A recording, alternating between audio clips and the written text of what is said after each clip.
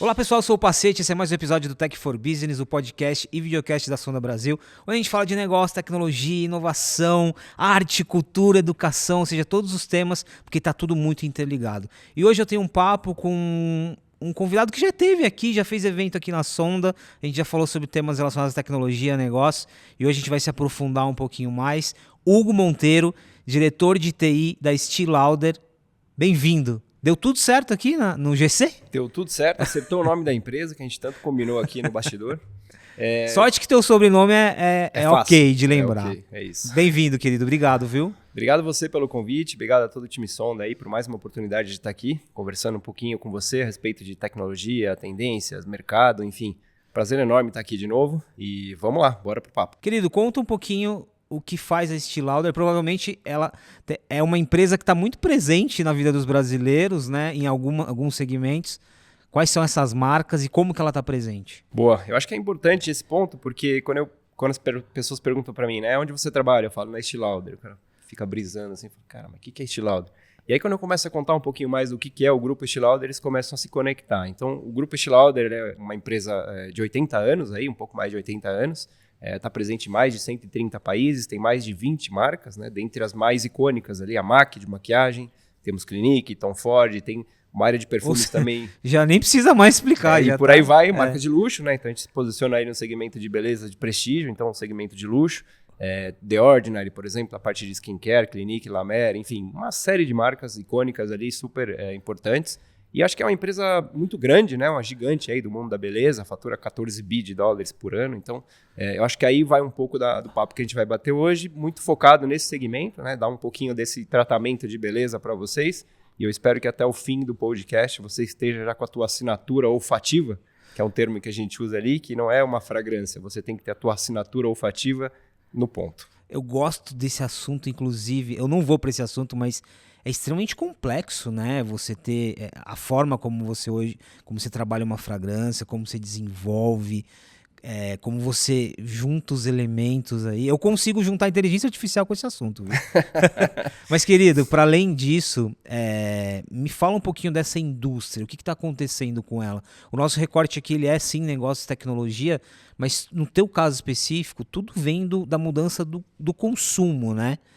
Do consumidor, das pessoas, os hábitos. O que está acontecendo com ela? Cara, eu acho que a gente pode trazer esse assunto e falar um pouquinho antes de pandemia e depois de pandemia, né? Eu acho que a grande mudança foi realmente pandemia, então o hábito era muito diferente na pandemia e depois da pandemia ele começou a ser muito diferente, né? Então a parte de delivery, por exemplo, olha quanto cresceu a parte de delivery, a gente usava muito pouco do delivery e na pandemia ninguém podia sair de casa, então bombardeou ali, potencializou o delivery.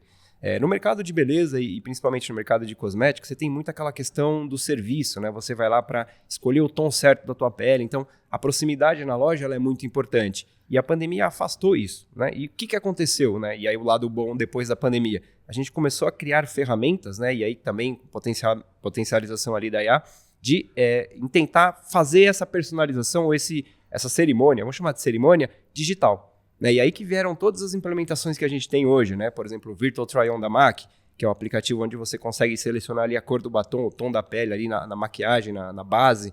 Então isso tudo hoje você consegue fazer, ou consegue imitar essa questão que você é em loja, só que fazendo de maneira digital, né? Então tem vários exemplos, né? E entrando um pouquinho para o segmento de skincare, né? Se a gente fala ali de diagnóstico de pele, não sei se você já fez um diagnóstico de pele, mas hoje se você vai lá no site da Clinique, você consegue com o Clinical Reality, que é um aplicativo, uma aplicação, na verdade, né, que a gente criou, você consegue tirar uma foto da sua cara e você consegue identificar o que está faltando ali. Tua pele está seca, tua pele está super hidratada, ou falta protetor solar. Então ele faz um diagnóstico ali. E a partir disso você tem o produto mais adequado. E aí ele já, claro, né, te recomenda os produtos e fala, você precisa desses produtos aqui.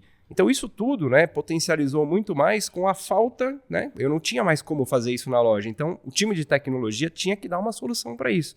E nisso a gente é muito bom. A gente é muito bom em dar solução para situações esdrúxulas, como por exemplo a da pandemia. Hugo, me dá esse exemplo que você deu de você poder mapear a cor da tua pele e a partir daí para o consumidor em si tem que ser simples e tem que ser funcional. Mas para você chegar nesse tipo de ferramenta, qual que é a complexidade? Conta um pouquinho, não só de desenvolvimento, mas a manutenção que você tem, né? Para você entregar isso sem fricção, você precisa ter uma conexão muito muito boa entre todos os seus SKUs, entre todo a tua cozinha, como a gente chama, né? Sem dúvida, Pacete. O que tá por trás quando a gente começa a olhar um pouco mais para não só tecnologia, mas tecnologia, fluxo, processo e por aí vai? Eu vou começar com uma frase que eu acho que exemplifica muito isso, né? O cliente ele não rejeita novas tecnologias, ele rejeita a complexidade. Então acho que isso vai de encontro ao que você comentou. Então se for muito complexo, for muito difícil, o cliente não vai aceitar. Ele não vai adotar essa tecnologia. Então quando a gente fala de tecnologias de diagnóstico de pele e tudo mais, acho que é importante você avaliar vários aspectos. Primeiro, por que você está fazendo isso? Tem um objetivo claro, né? No caso aí a pandemia nos limitou, a gente não conseguia fazer isso dentro da loja. Então a gente teve que buscar uma alternativa. Então o objetivo é claro, eu preciso superar esse obstáculo. Você fala de manter isso daí, né? Hoje, por exemplo, se a gente for pegar no mercado de skincare, a cada 3 empresas, uma já tem algum tipo de aplicativo ou aplicação que faz o diagnóstico. Ou seja, a gente não está muito longe, está todo mundo mais ou menos já tendo alguma coisa nesse sentido. Muito fruto da pandemia, tá? Acho que coloco meus créditos ali na pandemia. Então, manter essa tecnologia significa melhorá-la. E como a gente vai melhorar? Antes a gente não tinha, aí falando um pouquinho de IA, né, a gente vai abordar esse tema, mas a gente não tinha um poder computacional tão grande que fizesse a gente avançar muitos passos, muitas casas, né? E hoje a gente começa a ter um poder computacional. Então hoje a gente está avaliando coisas muito mais assim, detalhadas do que a gente não fazia no passado. Então antes eu queria um diagnóstico de pele, por exemplo, para analisar fator de proteção solar.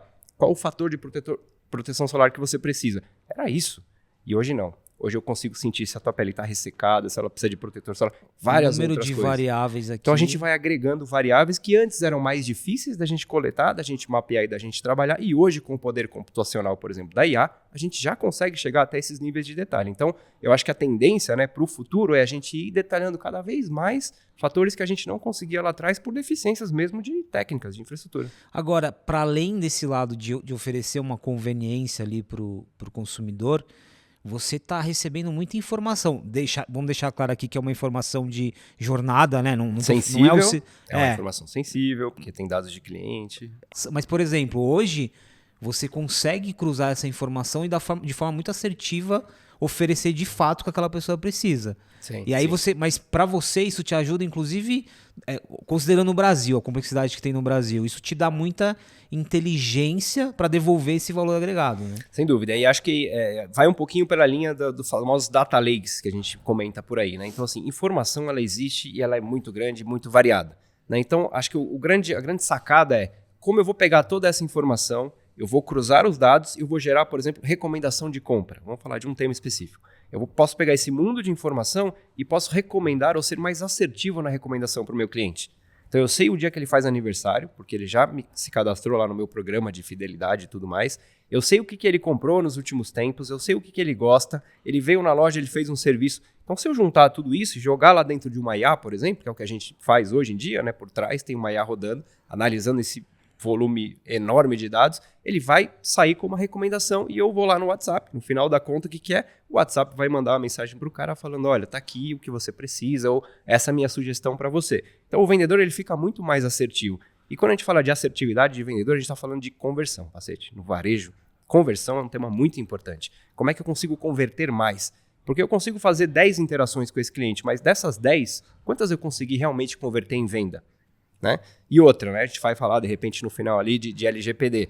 Será que eu não estou importunando muito esse consumidor, mandando 10 mensagens? Não era melhor eu mandar uma ou duas ou até 5 mais assertivas, usando de repente uma inteligência com esses dados todos que você comentou? Então acho que esse é o grande desafio do varejo, né? Como eu consigo chegar no consumidor com aquilo que ele quer, reunindo todas as informações que eu tenho, cruzando os dados, utilizando desse poder computacional que hoje ele existe e a gente usa muito, para poder acertar, né? Eu tenho que ser assertivo, eu tenho que converter esse cliente. Aqui tem esse lado, ele é super sensível quando a gente fala, levando até pro lado do marketing, CRM, mas a gente sempre brincava, né? Eu comprei um sapato e esse sapato fica me seguindo, sendo que eu já comprei.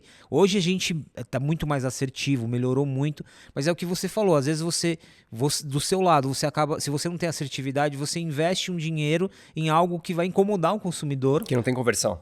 Não tem conversão, assim, é o pior de todos os cenários. E a tecnologia, ela te possibilita exatamente isso, assim. porque o consumidor ele tá disposto a receber uma comunicação, mas desde que faça sentido, né? Até o ponto que não o importune, porque isso é muito importante, né? Assim, a gente fala de credibilidade, né? Pra gente conquistar, e aí voltando lá nos tempos que a gente namorava e tal, pra você conquistar uma pessoa, cara, são anos. Mas pra você destruir tudo aquilo, cara, questão de segundos, uma coisa que você falou errado. Então, essa é a linha, é a jornada do consumidor. Você precisa tratá-lo bem sempre. Uma escorregada que você deu, você perde esse cliente, cara. E para reconquistar é muito difícil. Então, a gente procura não perder essa ligação com o cliente. A gente tem diversos programas de fidelidade ali, mas eu não posso me desconectar desse cliente. Eu preciso entender muito bem como ele funciona e quantos mais dados, aí voltando nos dados, quantos mais dados eu tiver, quanto melhor conseguir trabalhar e caminhar essa mensagem para ele no momento certo, porque tem momentos também. Eu não vou encaminhar uma mensagem na madrugada para o cara, não faz sentido nenhum. Eu vou encaminhar a mensagem no período que eu sei que ele vai estar recebendo essa mensagem. Então, mais um dado aí, que horário que eu mando a mensagem para o cliente. Enfim, é muito complexo e acho que a inteligência artificial e todo esse poder computacional está aí para nos ajudar nisso. Tem esse segmento ele tem uma característica interessante porque ele tem muitos rituais, né? A beleza, todo esse processo, quando você está cuidando da pele, ele tem rituais, né? E o ritual ele varia muito de região, ele varia, enfim. Mas o ponto aqui, eu estou pegando o exemplo do ritual para falar sobre, lá no início, quando você falava de novos pontos de contato, novas plataformas, né? Não é mais só loja física, é o delivery, é o e-commerce direto, é o e-commerce por meio de um parceiro, e aí a mesma pergunta que eu fiz da inteligência ali no uso de reconhecimento de pele, assim, o que muda para você em termos de estrutura de tecnologia, investimento em tecnologia, equipe, porque se você tinha um canal num passado distante, hoje você tem inúmeros, fora os que estão por surgir. Então, o que mudou em termos de resiliência, em termos de processo e por aí vai? Traduzindo o que você falou em competitividade. Então, assim, se você começa a entrar nessa questão que você comentou, você começa a perder competitividade. E você está lá com vários concorrentes no mercado. Então, acho que uma informação importante aqui do mercado e da empresa que eu atuo atualmente, a gente fechou recentemente em outubro uma parceria com o Shopify, que é uma das grandes empresas aí mundiais na integração de comércio eletrônico, a parte de transformação digital e tudo mais. Então, isso mostra que não dá mais para brincar como a gente brincava antes, com sistemas legados que se conectam, com dados que às vezes se perdem, enfim, a complexidade toda que isso é gerada. Então eu acho que precisa de investimento muito mais pensando em escalabilidade, né? Como que eu vou tratar isso nos próximos anos? Eu já sei que existem muitos dados, eu já sei que o poder computacional é enorme, então eu preciso me preparar para isso. Então preciso investir nesse tipo de coisa, um ecossistema onde eu tenha tudo integrado, onde eu coloque um parceiro global que já faz isso para milhares de marcas, eu consigo trazer uma modernização na minha infraestrutura. Então, para você manter, que nem você comentou, essa infraestrutura toda, é muito caro, é muito complexo, eu preciso ter pessoas treinadas para isso. Então, eu acho que a gente precisa pensar um pouquinho mais em escala. Como é que eu ganho em escala? Né? O Shopify vem muito mostrando isso. A empresa atualmente ela trabalha num plano, né, de recuperação ali de receita, rentabilidade, na verdade, e crescimento, chamado de Beauty Reimagined. Então, dentro desse plano, o Shopify entra muito para isso, para mostrar o caminho que a gente deve seguir e principalmente para transformar digitalmente todas essas informações. Quando você fala de complexidade, eu tenho 20 marcas, por exemplo, eu preciso tratá-las da mesma maneira. Eu não posso ter, por exemplo, The Ordinary trabalhando de um jeito, com uma complexidade, e do outro lado eu tenho MAC super integrada no sistema. Então, eu preciso criar dentro do meu ambiente, e eu vou precisar investir, um ambiente onde eu consiga, como liderança, enxergar todas as marcas da mesma maneira. Como é que eu avalio a performance da The Ordinary se ela não está no meu meio ambiente? Se eu preciso integrá-la? Então, é muito importante que a gente tenha um processo de integração, as pessoas conheçam essa transformação e a gente aplique isso para todas as marcas que entram. A empresa vem comprando marcas, esse é o modus operandi dela, né? Assim como outras empresas no mercado também o fazem. Então, quanto mais tempo eu gasto nessa integração, me debatendo com sistemas legados, menos eu sou competitivo, Pacete. E se eu não sou competitivo no varejo, cara, eu vou perder market share. Então, no final das contas, eu estou olhando ali o market share e eu estou caindo no market share. Então, eu preciso ser competitivo. Para mim, investimento, tem que ter investimento, tem que ter escalabilidade e eu tenho que ter descomplexidade. Eu tenho que descomplicar o meu ambiente para que ele fique fácil. No final das contas, eu tenho que disponibilizar esses dados para todo mundo, né? Tem que ser fácil, eu tenho que criar um data lake onde eu consiga prover essas informações para alta liderança e a decisão tem que ser tomada e cada vez mais em tempo real. Não adianta eu falar amanhã esses dados vão estar disponíveis no Power BI. É difícil você falar isso para um time de liderança. O cara quer tomar a decisão ali na hora, ele precisa mudar a campanha de marketing na hora. Então é muito importante essa agilidade. E a gente só vai ganhar agilidade se a gente transformar e se a gente descomplicar os processos que a gente tem hoje. Uma empresa de 80 anos, imagina quantos sistemas legados tem nela. Então é difícil, né? É uma batalha entre o investimento e automaticamente eu estou matando os legados para que eu fique mais competitivo. Qual que é o desafio de fazer esse trabalho? Porque a palavra descomplicar você usou algumas vezes aqui já, e você está num segmento, o varejo em si ele é muito hostil, né? Ele é muito, assim, uma vacilada que você dá, a gente está falando de milhões. Imagina num período como a gente está agora, novembro de 2025, todo mês aí de Black Friday, né? Tem janelas ali que você não pode... Qual que é esse desafio de descomplicar, né? Tá claro aqui que uma empresa é uma empresa de legado, né? 80 anos, mas e aí olhando no teu desafio como liderança de descomplicar. Quando você fala descomplicar, o quanto a gente tem que olhar para a cultura, processos, a tua relação com o próprio ecossistema, como que é? Eu sei que não tem uma resposta pronta porque isso é muito particular, né? É isso. Eu acho que assim, quando a gente começa a abordar esse aspecto, a gente tem que pensar na transformação, né? Então, todo o processo, né? E quando a gente fala de adoção de tecnologias, e aí vai uma sugestão para talvez um próximo podcast aí, viu, Pacete? Desafios na adoção de tecnologia versus gerações, né? Eu vou contar um pouquinho dessa história. Por que eu falo de adoção? As novas tecnologias elas surgem exponencialmente. E a capacidade humana de entender essas tecnologias cria-se um hiato enorme. A gente tem uma limitação em entender todas as tecnologias que estão vindo. Então eu estou gastando dinheiro em IA e desenvolvendo uma série de coisas que talvez o meu cliente não esteja nem preparado para receber isso. Então em que momento eu paro e penso e falo, cara, será que eu estou adotando essa tecnologia? Qual é o meu desafio? Porque eu estou matando essa inovação porque eu não estou conseguindo empurrar isso ou fazer com que o humano entenda. Porque é muito rápido. A velocidade de inovação é muito rápida. Então o que eu acho que a gente tem que fazer? Primeiro, eu tenho que criar um programa de transformação, eu tenho que mudar a mentalidade dessas pessoas. Não adianta eu empurrar uma tecnologia sem treiná-las. Eu tenho que gastar dinheiro em treinar ela nessa tecnologia, né? Por exemplo, na empresa atual a gente tem lá o Copilot. Só que eu tenho certeza que menos de 20% das pessoas usam o Copilot como deveria. Mas por quê? Eles não têm culpa, né? Eles não foram, de repente, talvez bem treinados para usar essas ferramentas. E aí entra muito do que a gente está falando. É uma transformação de mentalidade, a pessoa precisa estar... feliz em usar aquela tecnologia, não pode ser um problema para ela, não pode ser complexo. Olha que difícil mas eu continuo batendo no ponto da adoção.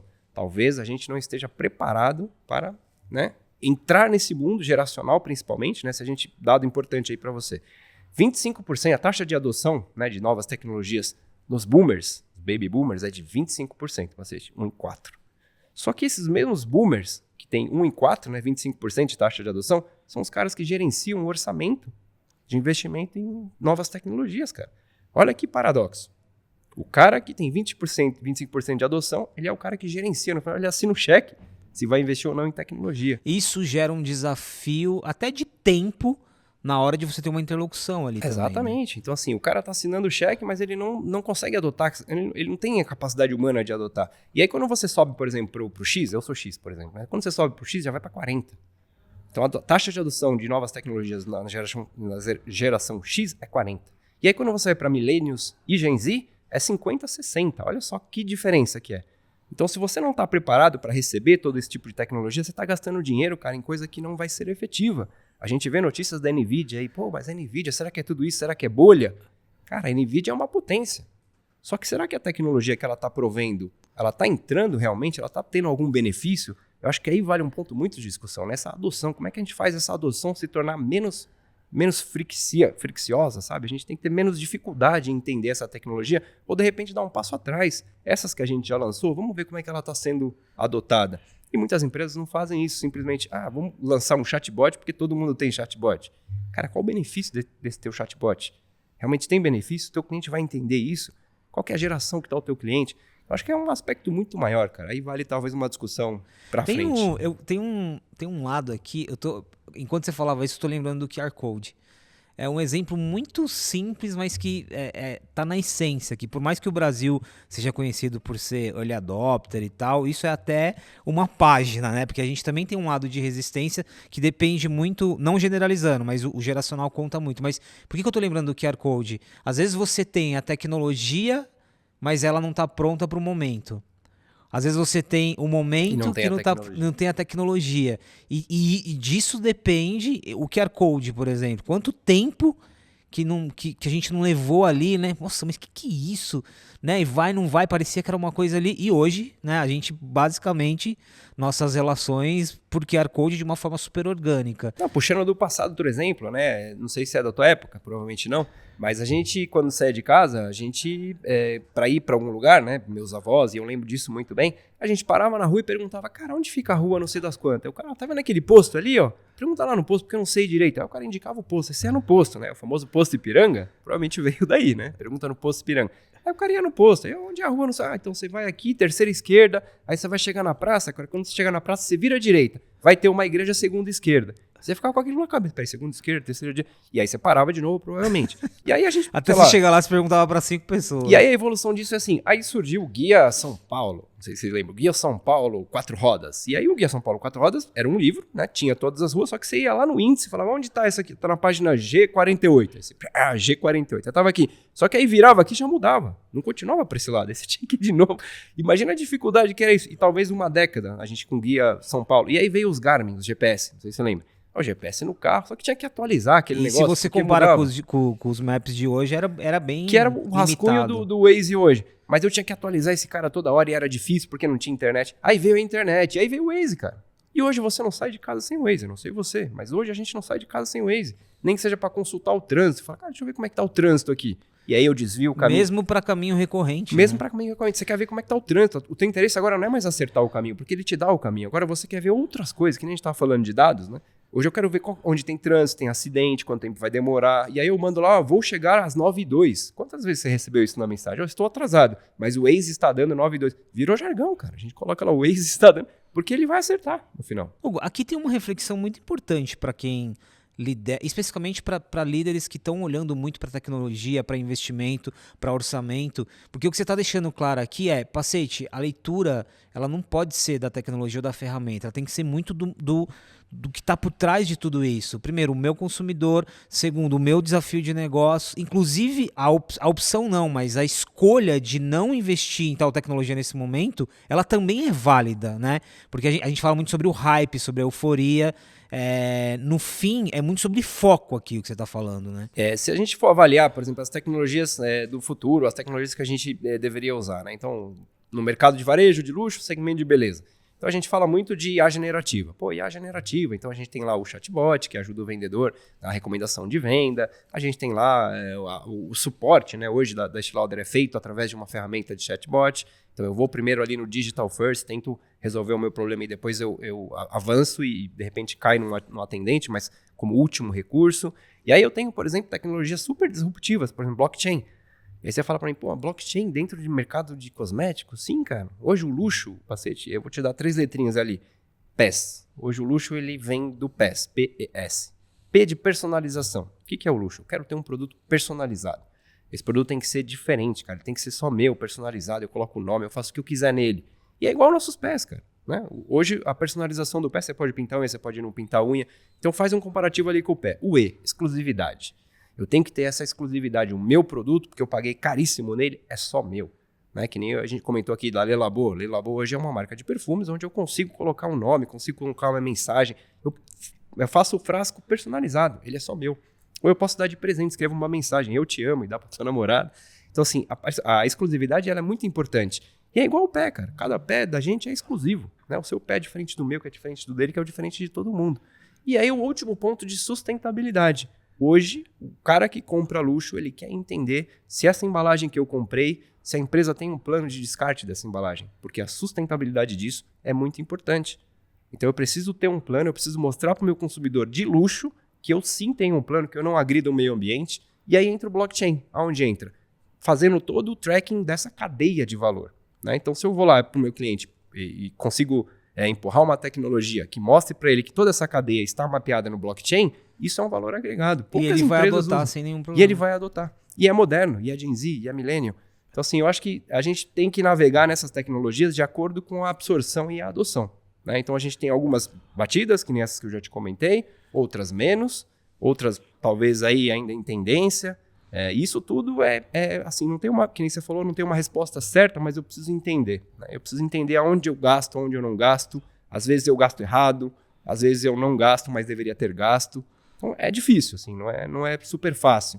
Mas eu acho que a gente tem que trabalhar, e acho que a TI está aí para trabalhar nessas soluções. Como eu comentei, voltando na pandemia, eu acho que a gente consegue ajudar muito a transpor essas barreiras e fazer o negócio, né, a liderança do negócio, entender aonde eu preciso investir. É interessante que é muita coisa ao mesmo tempo, né? É quase um paradoxo. Você tem que manter o foco, ter o pé no chão, ao mesmo tempo, o que você falou de escala, velocidade. E é interessante esse exemplo do luxo, né? Que você está falando de exclusividade, personalização, ao mesmo tempo que você está falando de escala também. Mesmo no luxo, você está falando de escala, porque você é uma empresa global, está em muitos países e por aí vai. São muitas variáveis aqui. Só para fechar essa parte, falar um pouquinho sobre o papel da loja nisso tudo, porque voltando à questão do ritual, né, a gente mencionou aqui diversos canais e plataformas, mas quanto tempo você está nessa indústria, quanto tempo você escuta essa pergunta? Ah, mas e a loja? Morre, não morre? Revive? Qual o papel da loja? E pelo que eu percebo, e aí que eu estou falando como leigo, mesmo numa questão multigeracional, a loja ela se tornou algo muito diferente, óbvio, mas muito estratégico ainda. Né? Não só, mesmo uma jovem que é impactada pelo TikTok, mas tem na loja ali um momento importante. Faz sentido, não faz? A loja ela virou digamos, um hub de muitas coisas? A definição de loja física, para mim, é o hub de experiências. Então, assim, a gente não tem como acabar, minha visão pessoal, a gente não tem como acabar com a loja física, a gente vai precisar manter algumas, talvez ela não seja tão rentável quanto um brand site, né, um site talvez, mas ela precisa existir por causa da experiência única. Né? Então, quando você vai numa loja, e eu percebo que existem diferenças, né? Quem procura uma loja. Então, quem procura uma loja, ele quer a experiência. Você vai numa loja John Malone London, por exemplo, Pacete, eles fazem uma celebração ali, uma cerimônia fantástica, cara. Que se você sair dali sem comprar alguma coisa, cara, eu duvido que você não compre alguma coisa. O cara coloca um paninho na sua mão, ele passa um creme, depois ele passa um sal, aí você lava a mão, aí ele joga um cheirinho. Cara, é uma experiência que te transforma, né? E o luxo, ele busca muito experiência. Ninguém quer ir lá comprar um frasco e voltar para casa.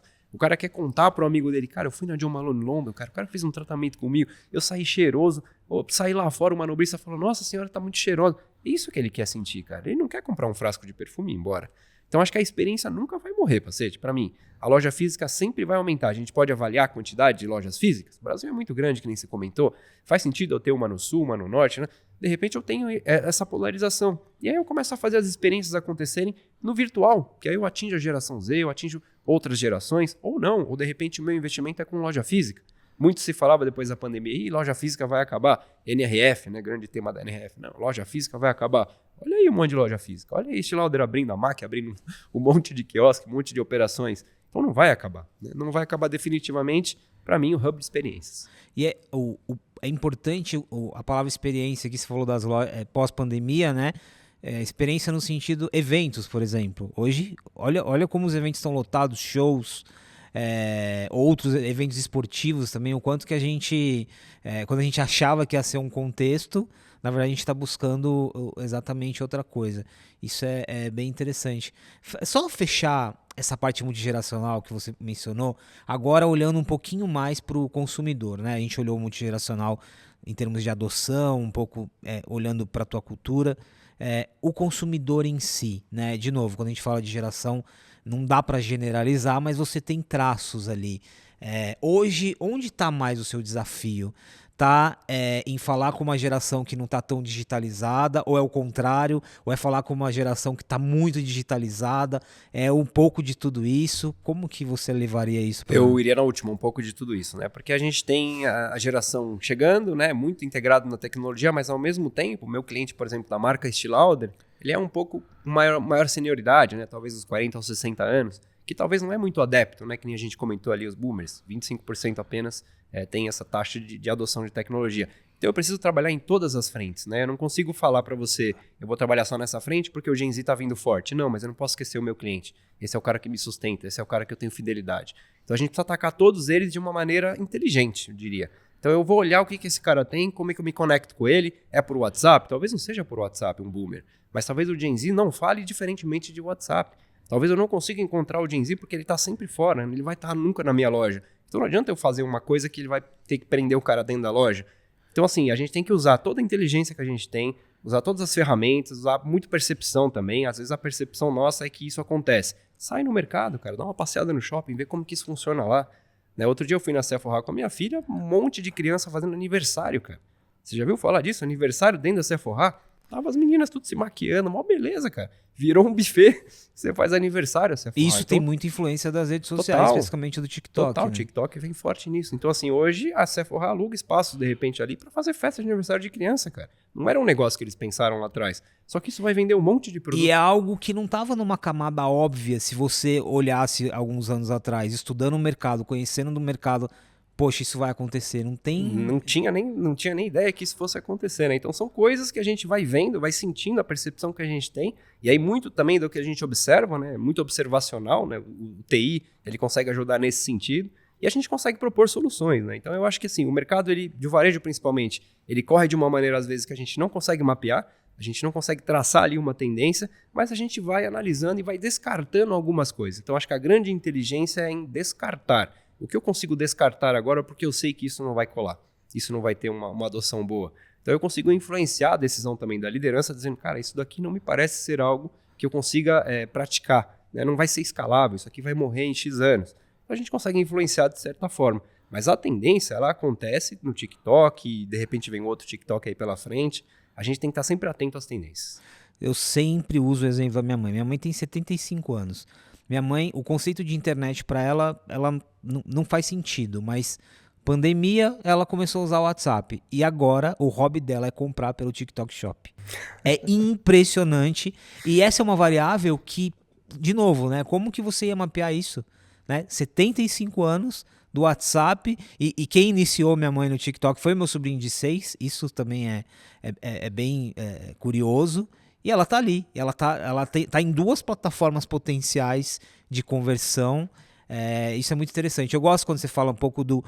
Tem que sair do óbvio, né? Você precisa ter o olhar, não é só o insight, não é só a pesquisa, não é só o dado que você tem ali de todas as plataformas, mas é um olhar que você tem que estar preparado para reagir ao óbvio. Você tem que estar preparado para reagir à festa de aniversário na Sephora. Querido, para terminar, e aqui na verdade é um consolidado do que a gente falou, não dá para prever o futuro, óbvio, mas no médio e longo prazo, assim, os desafios de curto prazo já são muitos, mas de médio e longo prazo, que você como um executivo, você também precisa ter isso em consideração. Qual que é esse exercício? Médio e longo prazo, para onde eu vou olhar, o que eu vou estudar, para onde eu coloco o meu foco para talvez não tomar uma invertida da festa de aniversário na Sephora? Assim, é um grande desafio, mas como você responderia? Bom, nós na Estée Lauder, a gente tem uma cultura do customer centric, né? Sempre eu tenho que pensar com a cabeça do consumidor. Então, prevendo, né? Se eu tivesse que fazer algum tipo de previsão... Sempre o ponto de partida. Ponto de partida, eu tenho que estar com a cabeça do consumidor, consumer centric, né? E o momento da empresa pede muito disso, né? A gente está em fase de reestruturação, de retorno à rentabilidade, crescimento, né? Então, quando a gente joga todos esses fatores dentro de um liquidificador, o que eu te diria? Vamos olhar a tendência. O que a gente hoje vê como tendência? O TikTok, por exemplo, é uma tendência. Então, eu não posso estar fora do TikTok. Eu tenho que entrar no TikTok Shop, cara. Meu produto tem que estar lá. Eu estou perdendo se eu não estiver ali. Então eu vou correr para colocar o meu produto dentro. E já vamos pensar o que está vindo pela frente, né? A gente vê ali movimentações de gigantes asiáticas vindo para competir com o Mercado Livre. Então o que isso pode me trazer, né? Compra no ChatGPT. Por exemplo, né? Então compra no ChatGPT, eu tenho que estar lá, cara. Eu não posso não estar lá. A gente falou aqui na vez passada de farmácia, né? Eu tenho um monte de produto de skincare e não estava na farmácia. Corri lá para fazer uma parceria com a Droga Raia e a Drogazil, hoje meus produtos estão lá dentro. Então, assim, eu tenho que olhar de tudo, que nem você falou, visão 360, mas para mim, cara, o consumidor tem que estar no centro de tudo isso. Eu tenho que me colocar no lugar do consumidor e pensar, cara, se eu fosse um consumidor, então esse consumidor ele tem que estar aqui no meio, eu tenho que pensar com todas as vertentes dele, como é que eu vou fazer isso acontecer?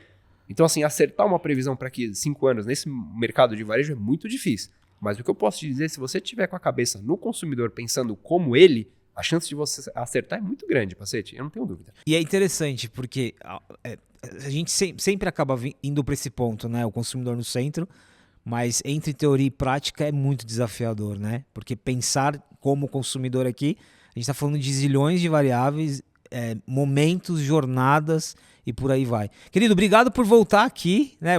Eu lembrei que na nossa primeira conversa você era o cara das siglas. É isso. Você viu que eu falei hoje aqui, do PES, hein? É o cara das siglas. Muito obrigado.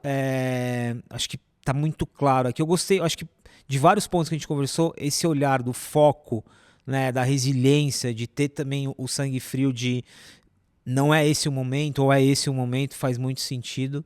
Então, muito obrigado. Obrigado por você estar aqui exatamente nesse momento, que é um momento também super importante. Queria agradecer de novo todo o time de produção aí, todo o pessoal que está nos assistindo também.